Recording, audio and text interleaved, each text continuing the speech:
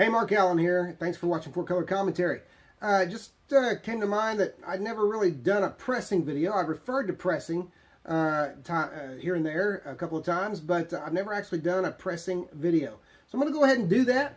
And before I do, what I want to do is I want to encourage you, if you're new to pressing and you like to get into it, a couple of things you need to be aware of. If you go into pressing, and especially this is for like the Facebook or message boards, if you go into pressing and you start going on those boards looking for information, be aware, be ready for two different points of view. One is an attitude, okay? One is the attitude that well, you'll learn that there are people on some of those boards or on those Facebook groups that almost feel like it's personally offensive to them that you've even gotten into pressing to begin with. There are some that come onto those groups and come into those groups seemingly with the attitude that, how dare you? What business do you have pressing comic books? These precious pulp collectibles or these precious paper collectibles, you're going to destroy more comic books. You shouldn't even be doing this. I've actually experienced that attitude from people, okay? So be aware that there's going to be that. There's always in every group, there's some that feel like they're the privileged few. Okay, so be aware of that. Don't let that discourage you away. And the second thing is, be ready for people who tell you you shouldn't be pressing unless you buy this $1,200 press. Okay, don't use this rinky-dink fly-by-night, you know, their attitude toward it. Press.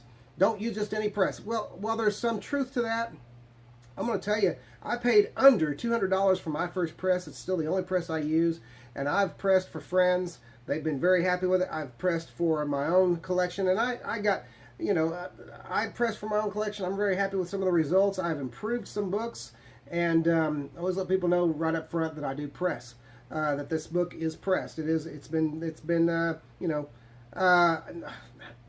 pressed, enhanced, or whatever you want to call it. So again, be aware. There will be those who don't think you should be pressing to begin with. There will be those who think, well, you need to spend at least this much money before you even start. And I'll just throw this in there. There are those who believe that comics shouldn't be pressed at all. I've actually had a couple of posters on a Facebook page go off on, you know, you're destroying your books, this and that. I just remind you of this. We collect paper products. Comic books, newspapers, magazines, they're all, you know, comic books are in there. They're a paper product. And one day, everybody's comics, everybody's Action #1, everybody's Detective Comics #27, everybody's Incredible Hulk #181, whatever, Amazing Spider-Man #1, whatever you want to start with, one day that book is going to be a bag of dust. 200 years, 250 years, 500 years, I don't know. But here's the thing. If my pressing a book shaves a year or two off of that comic book life, I don't really care. I'm not going to be around the day that it finally crumbles into dust, okay? So don't let the discouragers, don't let those who would discourage you from doing the pressing, doing the activity that you would enjoy, don't let them keep you from doing it. So now, on to pressing a book. Okay, so we have here an Astonishing Tales #3, and you can see that it's got some... Now, obviously, a press is not going to take care of color breaks, creases, certain types of creases, that kind of thing. But here's a crease on the top of the page.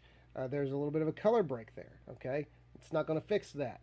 But the smaller creases, some of the wrinkles, obviously the spine damage. I mean, pressing's not going to correct that. But this is just to demonstrate that a pressing can make it a bit more of an attractive book. That's all.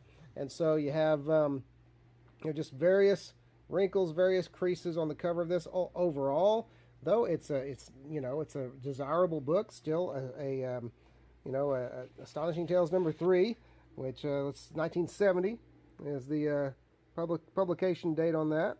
But still, you know, some things that could be spruced up on it. And again, don't expect miracles. When you press, do not expect miracles. Actually, if you keep your expectations low, you can only, especially when you're working with your own books, if you keep your expectations low, you can only be pleased with how it comes out. So, we're going to press this book, see how it comes out. All right, now on an older book like this, I don't go above 150 degrees. Forgive me if that's a little bit blurry.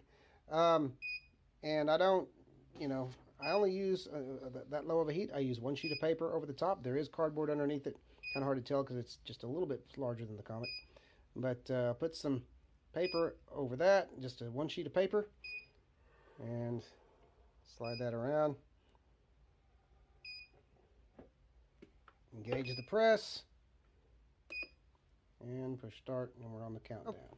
Okay, so one pressing, a little over 16 minutes, and let's take a look.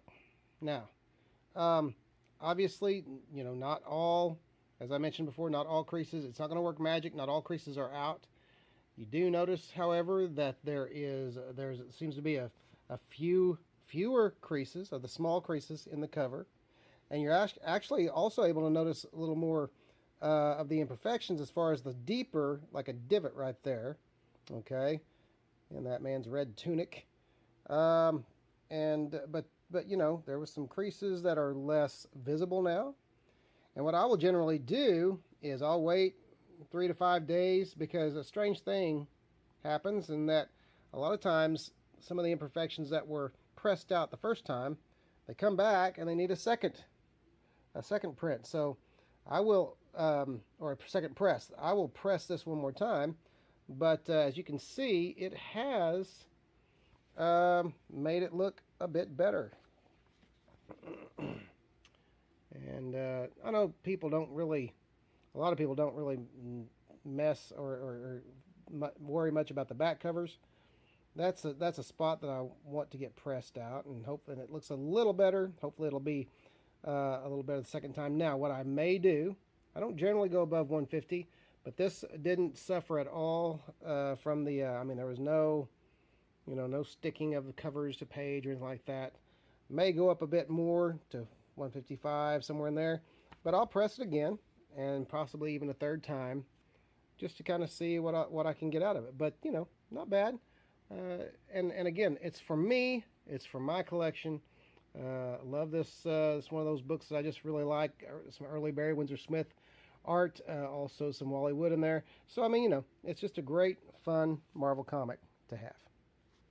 So there you go. I'm not the master of pressing or anything like that, but it's fun. It's great for just kind of sprucing up your own collection. When you get good at it, if you want to, if people start seeing your work and liking your work, and they may actually want to take a chance on you.